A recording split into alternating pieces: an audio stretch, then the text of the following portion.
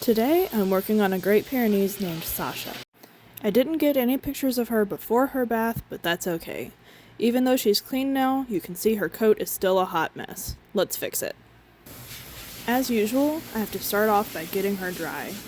We use double motor dryers at work, which means that they have heat settings that we can turn on and off. Here, I'm using the heat setting far away from her skin to get most of the water out of her coat. Well, maybe not most, but enough to move on. After I turn off the heat, I can put my nozzle much closer to her skin. This helps me dislodge all of that undercoat that needs to come out. Even if it did take me forever, I loved every second of it. Great Pyrenees are gentle giants, and they are so sweet. I love them to death. But with all of this fur flying everywhere, it's important for me to make sure that I stay safe.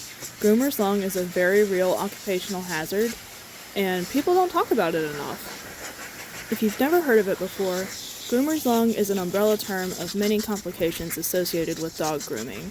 These complications can include allergies, asthma, bronchitis, scarred lung tissue, and even decreased lung function in the long term.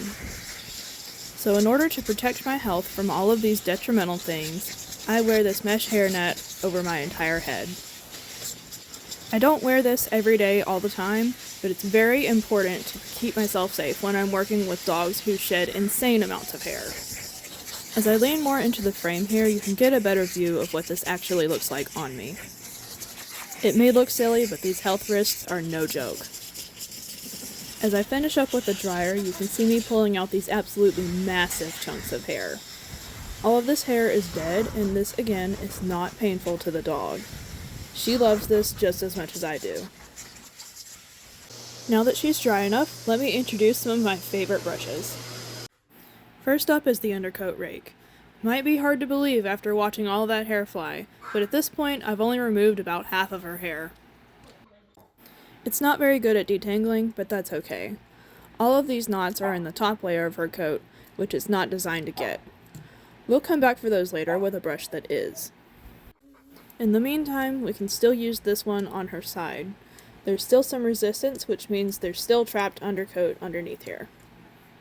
I'm going to keep doing this until I get all of it out.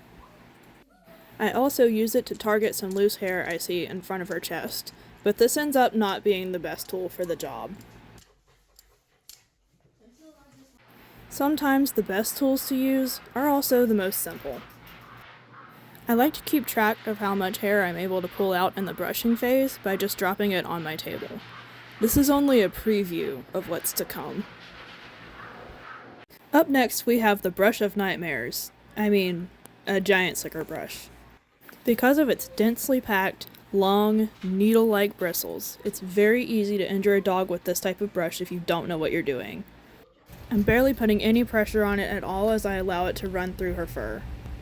This is the brush that, as I mentioned before, is good for detangling all of these knots on the surface. These tiny, needle bristles are really good at breaking up those knots. The length of the bristles also gives a nice depth to this brush, which means I don't have to clean it out nearly as often as a normal slicker brush. And just like that, all those knots are gone. Next up, we have our normal slicker brush that I mentioned a moment ago. This brush is a lot smaller, and I only really need it to tidy up her overcoat. I'm basically done with everything else I need to do, so now all that's left is just to make her look pretty. And to pull out that last bit of coat. I don't think I need to introduce this one.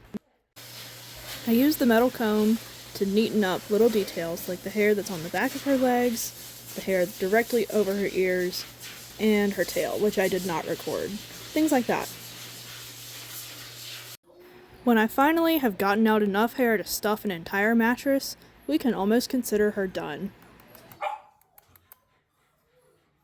Ignoring the fact that my coworkers are making Mardi Gras bows about a month too early, spray her down with cologne, and she can finally be done.